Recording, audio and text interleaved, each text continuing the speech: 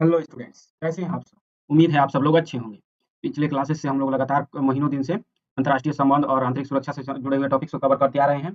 इस क्लास में हम लोग विश्व स्तर पर जो रक्षा अभ्यास हैं, जो भी चर्चा में रहे हैं, उनके संदर्भ में बात करने वाले हैं। तो प्रमुख अभ्यासों के संदर्भ में चर्चा करने वाले हैं, तो इनमें से पहला अभ्यास होगा जो कि ऐसा अभ्यास जो कि 2 देश या फिर अन्य देश मिलकर करते हैं। सबसे पहले हम लोग द्विपक्षीय अभ्यासों की श्रृंखला में बात करेंगे और कितने अब तक अभ्यास हुए हैं और कितने प्रमुख हैं, किन-किन देशों के बीच ये अभ्यास हुए हैं, इन सभी के बारे में चर्चा करेंगे। लास्ट तक इस वीडियो में बने रहिएगा और इसके बाद से द्विपक्षीय के बाद से बहुपक्षीय अभ्यासों के बारे में चर्चा करेंगे। तो सबसे पहला है तस्तलिक अभ्यास। दस्तलिक अभ्यास में पुणे में छठा संस्करण आयोजित किया गया था। महाराष्ट्र के पुणे में जो छठा संस्करण आयोजित किया गया दस्तलिक का, यह भारत और उज्बेकिस्तान के मध्य वार्षिक सैन्य अभ्यास है। यह दोनों देशों में बारी-बारी से एक दूसरे के देश में होते रहता है। पिछले बार जो किसमें हुआ था जी, तो उज्बेकिस्तान में हुआ था, तो इस बार भारत में हो गया। अगली बार पुनः से उज्बेकिस्तान में होगा। इसी तरह से तस्तलिक अभ्यास चलता रहता है। उसके बाद से टाइगर ट्रायम्फ अभ्यास जो है, इसका चौथा संस्करण विशाखापत्तनम के तट पर। टाइगर ट्रायम्फ का चौथा संस्करण विशाखापत्तनम के तट पर। हम लोग कलर चेंज कर लेते हैं क्योंकि ये ज़्यादा बेटर नहीं लग रहा है ब्लू पर ही ब्लू लिखना। तो हम लोग ये रेड से लिख लेते हैं अब। ये जो है विशाखापत्तनम के तट पर आयोजित किया गया था। भारत और अमेरिका के बीच द्विपक्षीय त्रिसेवा मानवीय सहायता और आपदा राहत अभ्यास है।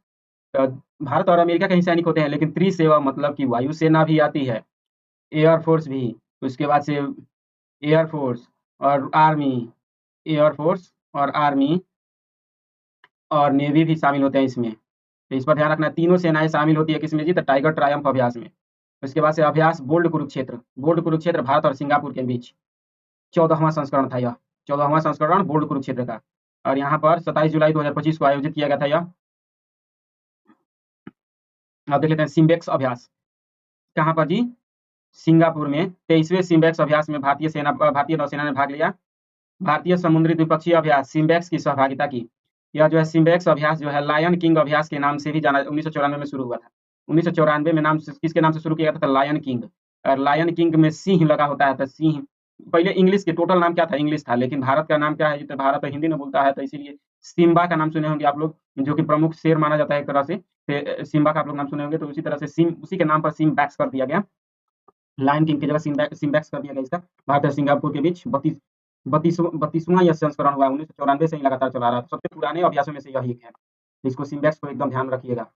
अब है नोमैडिक एलिफेंट युद्धाभ्यास का जी, तो नोमैडिक एलिफेंट युद्धाभ्यास किसके बीच, तो भारत और मंगोलिया के मध्य 17वां संस्करण थी। अभी पुराने में से ही एक है। कहाँ पर हुआ है, तो उलान बटोर में, मंगोलिया की राजधानी उलान बटोर में नोमैडिक एलिफेंट अभ्यास हुआ है।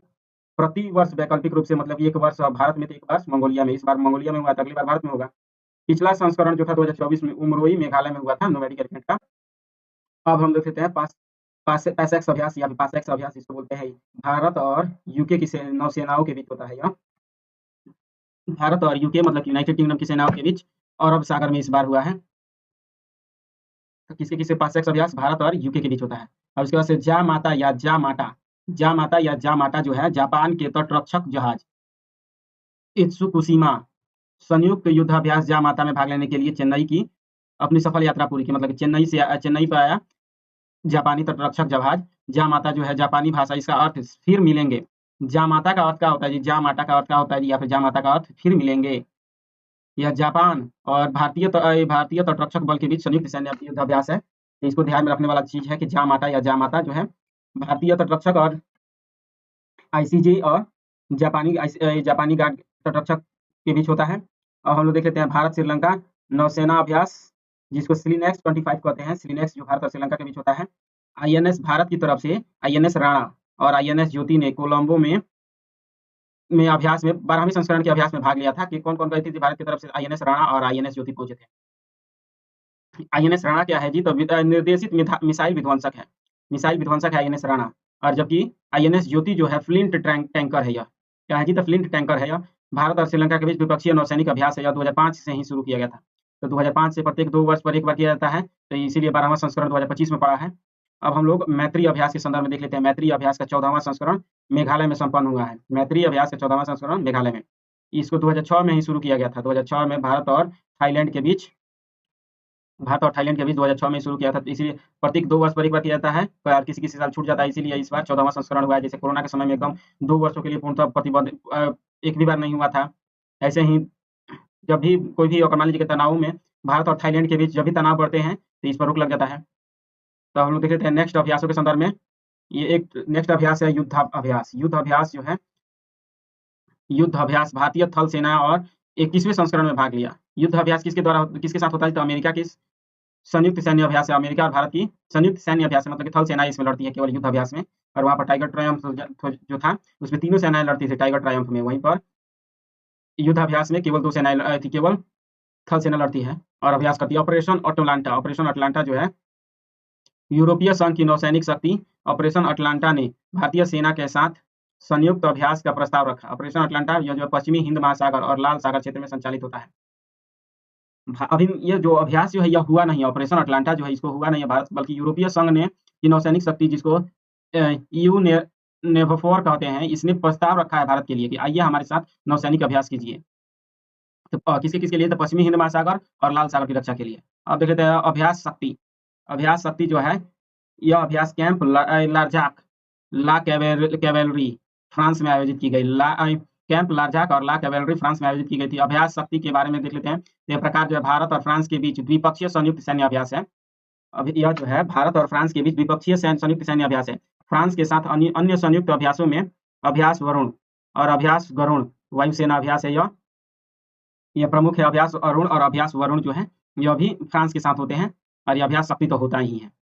यह भी बारी-बारी से भारत और फ्रांस के बीच द्विवार्षिक आधार पर बारी-बारी से होता है, दोनों देशों में अल्टरनेट करके। तो इस बार फ्रांस में हुआ है तो अगली बार भारत में होगा। अब देख लेते हैं कॉन्कॉर्ड 25 सैन्य अभ्यास। कॉन्कॉर्ड 25 सैन्य अभ्यास जो है भारत के पश्चिमी तट पर भारतीय नौसेना और यूनाइटेड किंगडम की रॉयल नेवी के बीच आयोजन किया गया था। कॉन्कॉर्ड 25 जो है भारतीय और यूनाइटेड किंगडम की नेवी के बीच होता है यह।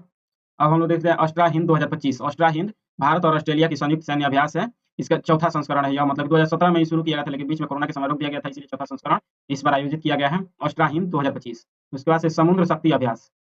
समुद्र शक्ति अभ्यास भारत और इंडोनेशिया के बीच द्विपक्षीय समुद्री अभ्यास है, मतलब नौसैनिक अभ्यास है। समुद्र शक्ति नौसैनिक अभ्यास है भारत और इंडोनेशिया के बीच। इसके बाद का अभ्यास है जीमैक्स। का नाम है जी? तो जीमैक्स 2025। जीमैक्स हर 2 साल में होने वाला नौसैनिक युद्धाभ्यास है। जीमैक्स जो हर 2 साल में होने वाला नौसैनिक युद्धाभ्यास है। इसका उद्देश्य जो है भारतीय नौसेना और जापान की नौसेना के बीच समुद्री सहयोग को बढ़ाना है। इसका उद्देश्य क्या है जी? तो भारतीय नौसेना और जापानी नौसेना के बीच समुद्री सहयोग को बढ़ाना है। फ्रीडम एज अभ्यास। फ्रीडम एज अभ्यास जो है दक्षिण कोरिया और संयुक्त राज्य अमेरिका जापान के बीच त्रिपक्षीय बहुक्षेत्रीय अभ्यास आयोजित हुआ है। अब देख लेते हैं IMT ट्राइलेट या फिर IMT ट्राइलेट 2024 भारत, मोजाम्बिक और तंजानिया ट्राइलेटरल एक संयुक्त समुद्री सैन्य अभ्यास है। यह IMT ट्राइलेट सैन्य अभ्यास का पहला संस्करण अक्टूबर 2022 में आयोजित किया गया था। IMT त्रिलाट इसको बोलते हैं, भारत मोजाम्बिक। IMT का अर्थ क्या होता है? India, Mozambique, Tanzania. IMT का फुल फॉर्म क्या होता है जी? तो इंडिया, मोजाम्बिक और तंजानिया की नौसेनाएं इसमें भाग लेती हैं। 2022 से ही शुरू किया गया था। अब बहुपक्षीय अभ्यासों के संदर्भ में हम लोग देख लेते हैं। बहुपक्षीय अभ्यास जो कि सबसे महत्वपूर्ण अभ्यासों में से होता है। इसमें से पहला है अभ्यास ब्राइट स्टार। ब्राइट स्टार अभ्यास जो है सशस्त्र बल एकीकृत रक्षा स्टाफ मुख्यालय ने ब्राइट स्टार में भाग लिया।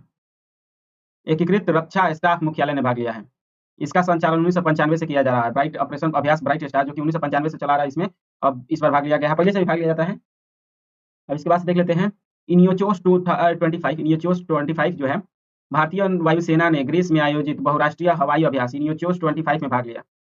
बहुराष्ट्रीय हवाई अभ्यास इनियोचोस 25 में भाग लिया। ग्रीस की हेलेनिक एयरफोर्स द्वारा आयोजित एक वार्षिक बहुराष्ट्रीय हवाई अभ्यास है। एक वार्षिक बहुराष्ट्रीय हवाई अभ्यास है। यह वायुसेनाओं को अपना कौशल बढ़ाने, सामरिक ज्ञान साझा करने और सैन्य संबंध मजबूत करने का अवसर देता है। इसके बाद से IMDEX एशिया 2025 IMDEX एशिया 2025 जो है भारतीय नौसेना के पोत INS किल्टन ने अंतर्राष्ट्रीय समुद्री रक्षा प्रदर्शनी IMDEX एशिया 2025 के 14वें संस्करण में भाग लेने के लिए सिंगापुर की यात्रा संपन्न की है। IMDEX एशिया 2025 जो है 14वें संस्करण में भाग लेने के लिए सिंगापुर पहुंची। इसका देख लेते हैं खान क्वेस्ट अभ्यास। खान क्वेस्ट अभ्यास 22वां संस्करण में खान क्वेस्ट में भाग लेने के लिए उलान बटोर की यात्रा की थी भारतीय सेना ने। भारतीय थल सेना कहाँ पहुंची थी? तो उलान बटोर में। क्यों जी? तो खान क्वेस्ट के 22वें संस्करण में भाग लेने के लिए। खान क्वेस्ट अभ्यास जो है इसकी शुरुआत सन 2003 में ही अमेरिका और मंगोलिया के बीच शुरू किया गया था। अमेरिका जो था मंगोलिया के साथ अभी तक कोई भी अभ्यास नहीं कर रहा था 2003 से पहले, लेकिन 2003 में अमेरिका और मंगोलिया के बीच शुरू हुआ और धीरे-धीरे इसे मल्टीलेटरल या फिर बहुपक्षीय बना दिया गया था, तो भारत भी इसमें भाग लेने लगा है। पहला अभ्यास कब शुरू किया गया था जी? सन 2006 में, और उसके बाद से आगे बढ़ा, उसके बाद से अब भारत भी भाग लेता है खान क्विस्ट में। अब हम लोग यहाँ पर अगले अभ्यासों की श्रृंखला में से है टैलिस्मैन सेबर अभ्यास। तालिस्मान सेबरी अभ्यास इसको हिंदी में कहीं लिखा जाता है, तालिस्मान सेबरी अभ्यास।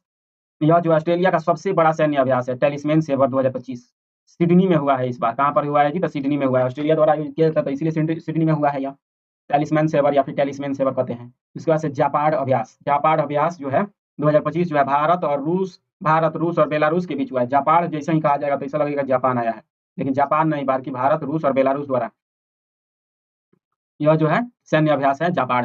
अब इसके बाद से पैसिफिक रिच 25 जो है भारतीय नौसेना का स्वदेशी रूप से डिजाइन किया गया और निर्मित नवीनतम ड्राइविंग सपोर्ट वेसल है। भारतीय नौसेना का स्वदेशी रूप से डिजाइन किया गया ड्राइविंग सपोर्ट वेसल है। इसका यह जो INS निस्तार सिंगापुर में पैसिफिक रिच 2025 अभ्यास में सहभागिता संपन्न हुआ है। 2025 अभ्यास में सहभागिता संपन्न हुआ है। यह हर 2 साल में आयोजित होने वाला बहुपक्षीय अभ्यास है। पैसिफिक रिच जो है प्रत्येक 2 साल में एक बार आयोजित होता है। अभ्यास डेजर्ट फ्लैग 10 भारतीय वायुसेना ने अभ्यास डेजर्ट फ्लैग 10 में भाग लिया है। यह एक प्रमुख बहुराष्ट्रीय वायु युद्ध अभ्यास है। यह अभ्यास डेजर्ट फ्लैग जो है बहुराष्ट्रीय वायु युद्ध अभ्यास है। इसका आयोजन संयुक्त UAE में द्वारा किया गया था। अभ्यास ओशन स्काई। अब हम लोग देख लेते हैं अभ्यास ओशन स्काई जो है स्पेनिश वायुसेना द्वारा आयोजित एक बहुपक्षीय हवाई अभ्यास है। स्पेनिश वायुसेना द्वारा आयोजित एक बहुपक्षीय हवाई अभ्यास है ओशन स्काई। यह जो है पहली बार था जब कोई गैर नाटो देश भी इसमें सम्मिलित हुआ। भारत जो है स्पेन के बुलावे पर भारत पहुंचा था इसमें और ओशन स्काई में, क्योंकि पहले जो था ये सिर्फ यूरोपीय देश आपस में अभ्यास कर लेते थे ऑपरेशन ओशन स्काई में, लेकिन इस बार भारत भी पहुंच चुका है। और इसमें मतलब कि स्पेन के अगुवाई में चल रहा था, लेकिन यूरोप के ही देश वो हमेशा शामिल हुआ करते थे, लेकिन इस बार भारत शामिल हुआ है। अब देख लेते हैं मालाबार अभ्यास जो है भारत, ऑस्ट्रेलिया, जापान और अमेरिका के बीच वार्षिक रूप से आयोजित होने वाला नौसैनिक अभ्यास है मालाबार अभ्यास। उसके बाद से तरंग शक्ति अभ्यास, यही जो है भारत के द्वारा शुरू किया गया है तरंग शक्ति अभ्यास, और सबसे प्रमुख अभ्यासों में से एक मान सकते हैं। यह तमिलनाडु के सुलूर एयरबेस में का पहला चरण आयोजित हुआ है। सुलूर बेस पर पहला चरण आयोजित हुआ था। भारतीय सेना द्वारा आयोजित पहला बहुराष्ट्रीय अभ्यास है। अभी तक कोई भी अभ्यास जो चल रहा था वो भारत के द्वारा जो शुरू किया था, तो वो तो अधिक सबका कैसा होता था? द्विपक्षीय होता था, अर्थात बाइलेटरल होता था, अर्थात 2 देश ही मिलकर करते थे, जैसे भारत नेपाल, भारत जापान ऐसे करते होता था। लेकिन पहली बार बहुराष्ट्रीय अभ्यास शुरू किया है भारत ने, जिसका नाम है तरंग शक्ति। ऑपरेशन सद्भाव। अब हम लोग का नेक्स्ट मानवीय सहायता मिशन के लिए कौन-कौन से मिशन चलाए गए हैं ये देख लेना है। मानवीय सहायता मिशन के लिए ऑपरेशन सद्भाव चलाया गया था। यह जो है लाओस, म्यांमार और वियतनाम को मानवीय सहायता और आपदा राहत प्रदान करने के लिए ऑपरेशन सद्भाव संचालित किया गया। क्या-क्या जी? तो लाओस, म्यांमार और वियतनाम में मानवीय सहायता देने के लिए ऑपरेशन सद्भाव। ऑपरेशन सद्भाव जो है जम्मू कश्मीर, लद्दाख, सिक्किम जैसे कुछ क्षेत्रों में नागरिकों की रक्षा के लिए भारतीय सेना का एक पहल भी रहा है पहले। ऑपरेशन सद्भाव पहले किस लिए चलता था जी? तो सेना जो थी जम्मू कश्मीर के नागरिकों की रक्षा के लिए चलाती थी। अब लेकिन अभी यह जो ऑपरेशन सद्भाव चला है, यह आपदा से राहत के लिए चलाया गया था लाओस, म्यांमार और वियतनाम में। अब देख लेते हैं टाइगर ट्रायम्फ अभ्यास, इसके संदर्भ में कुछ समय पढ़े ही थे। तो यह जो है त्रिपक्षीय सैन्य अभ्यास है, भारत और अमेरिका के बीच होता है। लेकिन इसमें आप लोग ये कहिए कि टाइगर ट्रायम्फ तो हम लोगों ने द्विपक्षीय युद्ध अभ्यासों में पढ़ा था, जिसमें युद्ध किया जाता है, लेकिन नहीं, ये टाइगर ट्रायम्फ जो है त्रिपक्षीय सैन्य अभ्यास है, ठीक है। लेकिन तीनों सेनाएं क्या करती हैं? लड़ाई नहीं, बंदूक न चलाकर विभिन्न परिस्थितियों में मानव की सहायता करने का एक प्रयास करती हैं। तो इसीलिए टाइगर ट्रायम्फ को मानवीय सहायता अभ्यास भी कहा जाता है, क्योंकि दोनों देशों की सेनाएं, भारत की और अमेरिका की, जब भी जहाँ पर भी अभ्यास करती है तो वहाँ के हताहत लोगों की रक्षा के लिए के पक्ष में काम करती है। मान लीजिए कहीं पर आतंकवादी हमला हुआ, तो कैसे दोनों देश एक दूसरे वहाँ के लोगों की रक्षा करेंगे एक दूसरे से कंबाइन होकर, चाहे कोई आपदा आया तो उस समय कैसी कार्रवाई की जाएगी, इसके लिए अभ्यास किया जाता है।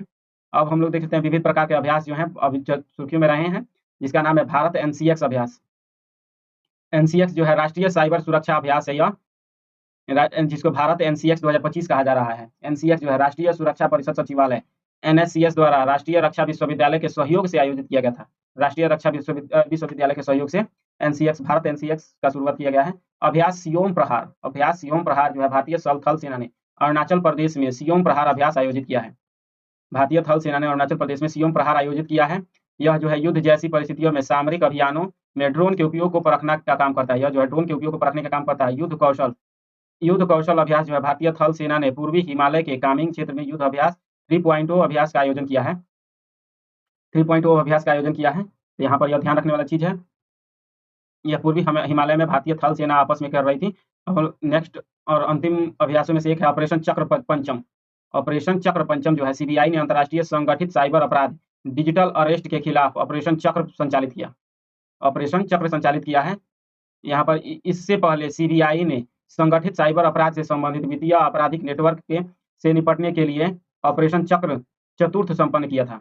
ऑपरेशन चक्र चतुर्थ जो था इसको संपन्न किया था। इसका उद्देश्य जो था इंटरपोल के नेटवर्क का लाभ उठाते हुए विश्व की सुरक्षा एजेंसियों से सहयोग द्वारा साइबर अपराध को रोकना था। साइबर अपराध को रोकने के लिए सीबीआई द्वारा शुरू किया गया ऑपरेशन चक्र यह काफी समय से शुरू हो रहा है। इसको आंतरिक सुरक्षा के टॉपिक में भी कवर कर चुके हैं। और अंतिम अभ्यास है जिसका नाम है national level pollution response exercise. National level pollution response exercise जिसको नेटपोलरेक्स अभ्यास कहते हैं। यह जो है भारतीय तटरक्षकों द्वारा जो है यह अभ्यास का 10वां संस्करण आयोजित किया गया। इसमें क्या होता है कि यह वर्ष में 2 वर्षों में एक बार आयोजित होता है नेटपोलरेक्स अभ्यास। इसमें क्या होता है समुद्र में जब प्रदूषण फैल जाए जैसे तेल रिसाव हो जाए तो इस पर कैसी कार्रवाई की जाएगी इसी के लिए समर्पित है नेटपोलरेक्स अभ्यास। भारतीय तटरक्षकों द्वारा शुरू किया गया है। यह तटरक्षक बल द्वारा समुद्री तेल में समुद्र में प्रदूषण फैल जाए, कोई रसायन फैल जाए या फिर तेल फैल जाए तो उसका तत्काल निपटान कैसे किया जा सके इसके लिए नेटपोलरेक्स अभ्यास शुरू किया गया है। हम लोगों ने सारे अभ्यास को कवर कर लिया है। तो जितने भी पिछले साल हम लोग के इस वर्ष कहते हैं वित्तीय धोखाधड़ी जोखिम संकेतक के संदर्भ में यहाँ पर भारत सरकार के दूरसंचार विभाग ने वित्तीय धोखाधड़ी जोखिम संकेतक पेश किया है। किसने जीत? डीओटी ने, दूरसंचार विभाग ने पेश किया है। दूरसंचार और वित्तीय दोनों धोखाधड़ियों को निगरानी रखता है और सहयोगात्मक कार्रवाई करता है। यह तक एफआरआई क्या है जी? वित्तीय धोखाधड़ी जोखिम संकेतक एफआरआई के संदर्भ में देख लेने वाले हैं। तो ये क्या है जी? तो जोखिम आधारित मापनीय साधन है। जो जितने भी जोखिम, मान लीजिए कि बिहार में जितना ज़्यादा वित्तीय धोखाधड़ी हो रहा है, किसी के बैंक अकाउंट से पैसा गायब हो जा रहा है, किसी से पैसा लूट लिया जा रहा है, मतलब कि ऑनलाइन तरीके से झूठ मूठ का पैसा लेकर और भाग जाना, जॉब फ्रॉड कहते हैं उसको। तो विभिन्न प्रकार के जितने भी वित्तीय धोखाधड़ी होते हैं उनका मापने का एक साधन होता है। मोबाइल नंबर के माध्यम से किसी व्यक्ति को फोन लगाकर उससे गुप्त सूचना वित्तीय जानकारी ले लेना या फिर उससे पैसे की डिमांड करना, यह सभी के सभी धोखाधड़ी हैं। ये उच्च जोखिम वर्तमान समय में यह बहुत ही उच्च जोखिम उत्पन्न कर रहा है। एनसीआरपी जो है राष्ट्रीय साइबर अपराध पोर्टल रिपोर्टिंग पोर्टल जो है यह चक्षु सुविधा और डिजिटल इंटेलिजेंस प्लेटफॉर्म से प्राप्त इनपुट तथा बैंकों एवं वित्तीय संस्थानों द्वारा साझा की गई खुफिया जानकारी पर आधारित है। यह चक्षु सुविधा और डिजिटल इंटेलिजेंस प्लेटफॉर्म से प्राप्त इनपुट तथा बैंकों एवं वित्तीय संस्थानों द्वारा साझा की गई खुफिया जानकारी पर आधारित है। यह जो है बैंकों, एनबीएफसीज और यूपीआई सेवा प्रदाताओं उच्च जोखिम वाले मोबाइल और पर ध्यान केंद्रित करता है। अर्थात जितने भी एनबीएफसी छोटे-छोटे एनबीएफसीज हैं उनमें ज़्यादातर उनके जो सिक्योरिटी पैच होते हैं काफ़ी कमज़ोर होते हैं। तो यहाँ से धोखाधड़ी होने की काफ़ी संभावना रहती है। यूपीआई भी जो नए यूपीआई जो पोर्टल हैं जैसे कि नावी को ले लीजिए, चाहे कोई कई सारे छोटे-छोटे यूपीआई पेमेंट्स पोर्टल हैं, इन पर भी धोखाधड़ी होने का चांसेस रहता है क्योंकि इन पर ज़्यादा सिक्योरिटी पैच नहीं लगा होता है। यहाँ पर उच्च जोखिम हो सकते हैं। भारत में साइबर वित्तीय धोखाधड़ी रोकने के उपाय कितने किए गए हैं जी? तो भारत में धोखाधड़ी रोकने के लिए कई सारे उपाय किए गए जिनमें से पहला है DPI, digital intelligence platform, DIP. Digital intelligence platform इसमें क्या कहते हैं, कानून प्रवर्तन एजेंसियां, बैंक, वित्तीय संस्थाएं आदि के बीच समन्वय स्थापित किया जाता है, सुविधा प्रदान कर और खुफिया जानकारी साझा कर की जाती है। अर्थात कौन कौन शामिल होते हैं? तो बैंक होते हैं, कानून प्रवर्तन एजेंसियां होती है, वित्तीय संस्थाएं आपस में मिल जाते हैं और आपस में सूचनाओं का आदान प्रदान करके इन पर नियंत्रण करने का काम करते हैं साइबर धोखाधड़ी पर। उसके बाद से है संचार साथी पोर्टल भी है जिस पर चक्षु सुविधा उपलब्ध है। संचार साथी पोर्टल की चक्षु सुविधा यह नागरिकों को कॉल, एसएमएस या व्हाट्सएप पर प्राप्त धोखाधड़ी के संदेहास्पद संचार रिपोर्ट करने की सुविधा प्रदान करता है। संदेहास्पद संचार को सुविधा प्रदान करता है। यह म्यूल हंटर यह आरबीआई द्वारा मनी म्यूल्स की पहचान करने के लिए लॉन्च किया गया। मनी म्यूल्स की पहचान करने के लिए लॉन्च किया गया एआई आधारित एक टूल है जिसका बैंकों में उपयोग करने के लिए सलाह दी गई है। म्यूल हंटर जो है बैंकों में उपयोग करने की सलाह दी गई है और यह कोई भी मनी म्यूल्स हो उसकी पहचान कर सकता है। उसके बाद से नागरिक वित्तीय साइबर धोखाधड़ी रिपोर्टिंग और प्रबंधन प्रणाली, यह इसे 2021 में I4C के तहत वित्तीय धोखाधड़ी की तत्काल रिपोर्टिंग और रोकथाम हेतु शुरू किया गया था। इसे धोखाधड़ी रिपोर्टिंग और प्रबंधन प्रणाली I4C के तत्वाधान में। और इसके बाद से है E0 FIR, यह जो है 10 लाख रुपए से अधिक के धोखाधड़ी होने पर शिकायतों को स्वचालित रूप से FIR में परिवर्तित कर देता है। अर्थात जैसे ही किसी व्यक्ति के साथ 10 लाख प्लस का धोखाधड़ी होता है, वो जैसे ही पुलिस स्टेशन में जाता है और अपना रिपोर्ट लिखवाता है, तो तुरंत वो लिखा गया रिपोर्ट भले ही पुलिस एक सामान्य दस्तावेज की तरह लिखे, लेकिन तुरंत वो किस में कन्वर्ट हो जाएगा जी, तो एफआईआर में कन्वर्ट हो जाएगा। जैसे ही वो अपनी कार्यपुस्तिका में लिखेगा कि एक व्यक्ति आया था जिसके साथ ढेर ज्यादा नहीं, मात्र 10 लाख का धोखाधड़ी हुआ है, तो तुरंत उसको मान लीजिए कि वो एफआईआर ही है, ना कि एक सामान्य पुस्तिका। ऐसे छोटे-छोटे मामले होते हैं जिसको मान लीजिए कि किसी के घर का झगड़ा हो, चाहे ₹100 ₹5 का चोरी होता है, तो वो जब कोई व्यक्ति पुलिस थाने में जाता है, तो सामान्य दस्तावेज में पुलिस अपनी कार्यपुस्तिका में लिख लेता है, कहता है कि ₹10 का चोरी हुआ था, हम जाकर उसको सुलझा दिए। लेकिन जैसे ही कार्यपुस्तिका में पुलिस इसको लिखेगा कि 10 लाख का चोरी हुआ 10 लाख का धोखाधड़ी हुआ है वित्तीय, भले ही कार्यपुस्तिका में है, लेकिन जब जब एनसीआरबी इसको शामिल करेगा, तो इसको किसमें शामिल कर लेगा जी? तो इसको एनसीआरबी जो है इसको एफआईआर के रूप में लेगा और इस पर कार्रवाई को तेज करने की मांग करेगा। अब हम लोग नेक्स्ट टॉपिक देख लेते हैं, जिसका नाम है राष्ट्रीय सुरक्षा गार्ड, जिसको शॉर्ट फॉर्म में एनएसजी कहते हैं। यह केंद्र सरकार अयोध्या में एक एनएसजी हब स्थापित कर रही है। कहाँ पर जी? तो अयोध्या में एनएसजी हब। पहले से 6 अन्य एनएसजी हब पहले से स्थापित है। 6 अन्य एनएसजी हब कहाँ पर है जी? तो मुंबई में था पहले, चेन्नई में भी था, कोलकाता में भी, हैदराबाद में भी, अहमदाबाद में भी और जम्मू कश्मीर में भी। अर्थात आज तक जितने भी एनएसजी हब स्थापित किए गए थे, वे सभी के सभी या तो तटीय सुरक्षा से जुड़े हुए थे या फिर उच्च जोखिम वाले क्षेत्रों में थे। ये सभी आप लोग देख सकते हैं कि ये जो है काफ़ी घनी आबादी वाले क्षेत्र हैं, इसलिए यहाँ पर स्थापित किया गया था एनएसजी हब। जम्मू कश्मीर जो कि आतंक से पीड़ित रहता है, तो इसलिए यहाँ पर स्थापित किया। अब अयोध्या में है, जो संपूर्ण उत्तर भारत की रक्षा के लिए यह समर्पित होगा। यह एनएसजी हब अयोध्या में नया स्थापित किया जा रहा है। यह जो है विश्व स्तरीय जीरो एरर फोर्स है। एनएसजी जो है जीरो एरर फोर्स है। इसका आतंकवाद के सभी रूपों को निपटान करने के लिए कार्य करता है। यूनाइटेड किंगडम में क्या है जी? तो सास है, SAS। जर्मनी में क्या है जी? तो GSG9 है। यूके में सास, तो जर्मनी में GSG9। और यहीं पर इस स्पेशल एजुकेशन एक्शन ग्रुप जो है सास और SRG स्पेशल रेंजर ग्रुप जो है, दोनों के पूरक इकाइयां हैं। और मतलब ये जो एनएसजी बना है, ये सभी इन सभी के तर्ज पर यूनाइटेड किंगडम के सास और जर्मनी के GSG के तर्ज पर ही बनाया गया है इसको। इसकी स्थापना एनएसजी की स्थापना 1986 में राष्ट्रीय सुरक्षा गार्ड अधिनियम 1986 के तहत ही स्थापित किया गया था इसको। और यह किसके अधीन होता है? तो केंद्रीय गृह मंत्रालय के अधीन होता है यह। इसको काफी महत्वपूर्ण सूचना थी एनएसजी के संदर्भ में। अब छठा हब एनएसजी हब बनाया जा रहा है, तो एकदम नवीन सूचना है और इसको याद रखना एकदम जरूरी है। हम लोग का नेक्स्ट टॉपिक है, जिसका नाम है हिंद महासागर नौसैनिक संगोष्ठी। हिंद महासागर नौसैनिक संगोष्ठी जो है कोची में लीडर्स की जो IONS में इमर्जिंग लीडर्स पर पैनल पर चर्चा आयोजित की गई थी। IONS के बारे में हम लोग देख लेते हैं। IONS क्या है जी? तो यह जो है भारतीय नौसेना ने सन 2008 में शुरू किया था। IONS की स्थापना कब की गई थी? सन 2008 में। इसके द्वारा, तो भारतीय नौसेना के द्वारा यह हिंद महासागर क्षेत्र के तटवर्ती देशों की नौसेनाओं के बीच समुद्री सहयोग को बढ़ावा देने के लिए शुरू किया गया था 2008 में भारतीय नौसेना द्वारा। इसका पहला संस्करण सन 2008 में नई दिल्ली में आयोजित किया गया था। अर्थात जो इमर्जिंग लीडर्स की पैनल पर चर्चा है, इसकी शुरुआत नई दिल्ली में सबसे पहले हुई थी। इस बार कहाँ हुई है? तो कोच्चि में हुई है। नई दिल्ली में 2008 में हुई थी। इसमें 25 सदस्य है। IONS में कितने सदस्य हैं जी? तो 25 सदस्य हैं, 8 पर्यवेक्षक है। तो 25 सदस्य कौन कौन से हो सकते हैं? तो आप लोग बता सकते हैं। जब नाम है हिंद महासागर नौसैनिक संगोष्ठी, तो इसमें जितने भी हिंद महासागर से सीमा साझा करने वाले देश है, जैसे कि इंडोनेशिया, मालदीव, श्रीलंका, भारत, बांग्लादेश, ये सभी के सभी अफ्रीका के भी देश शामिल है। जितने भी जो देश है क्या कहते हैं उसके, हिंद महासागर से सीमा साझा करते हैं, वे सभी के सभी देश इसमें शामिल हैं। यहाँ पर ये सभी एशिया का नाम तो जानते होंगे कि जो है ओमान है, यमन है, उसके बाद से इधर UAE है, उसके बाद से इधर देखिएगा तो इधर ईरान भी इसका सदस्य है। ईरान है, पाकिस्तान है, ये सभी इसके सदस्य हैं IONS के।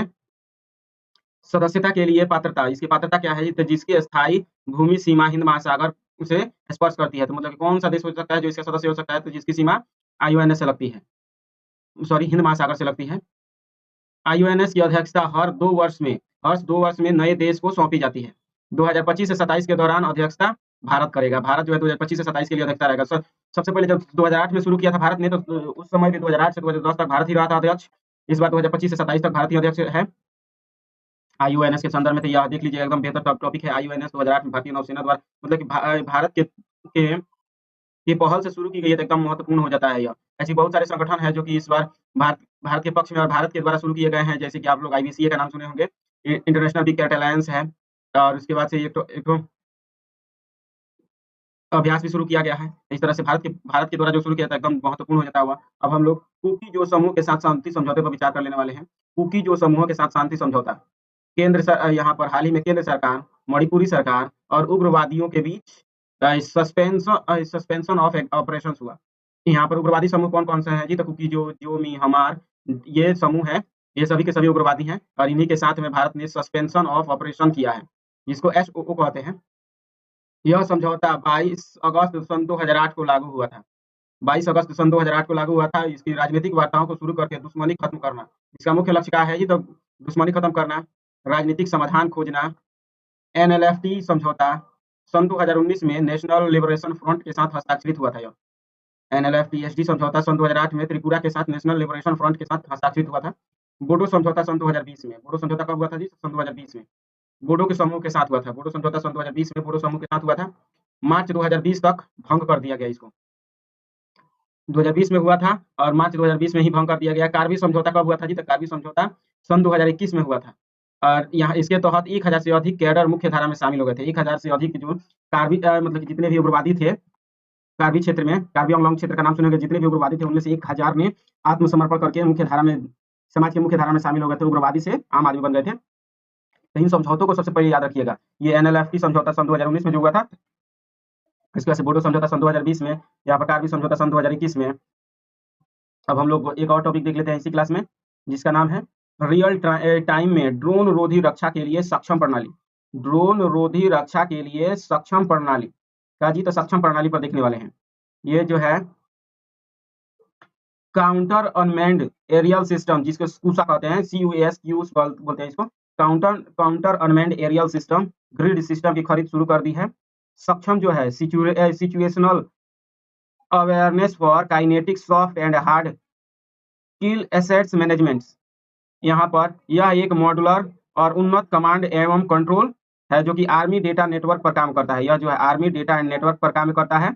यह प्रणाली जो है दुश्मन के ड्रोन और unmanned aerial systems real time में पहचानने, ट्रैक करने और निष्क्रिय करने में सक्षम है। नए परिभाषा के अनुसार टैक्टिकल बैटलफील्ड स्पेस की पूर्ण सुरक्षा सुनिश्चित करेगा। यह जमीन से लगभग 3000 मीटर या फिर 10,000 फीट की ऊंचाई तक फैला होता है। इसकी विकास किसके द्वारा किया गया था? बेल के द्वारा। इसको एक बार और देख लेते हैं। रियल टाइम में ड्रोन रोधी रक्षा के लिए सक्षम प्रणाली जो है, सक्षम प्रणाली क्या है जी? तो यह एक CUAS है, काउंटर अनमैन्ड एरियल सिस्टम है। यह जो है उन्नत कमांड कंट्रोल पर कार्य करता है और यह सुरक्षित आर्मी डेटा नेटवर्क पर भी काम करता है। यह ड्रोन और जो भी वायु रक्षा जो भी वायु से हमले होते हैं उनको रोकने के लिए कार्य करता है। यह टैक्टिकल बैटलफील्ड पर यह जो है 10,000 फीट की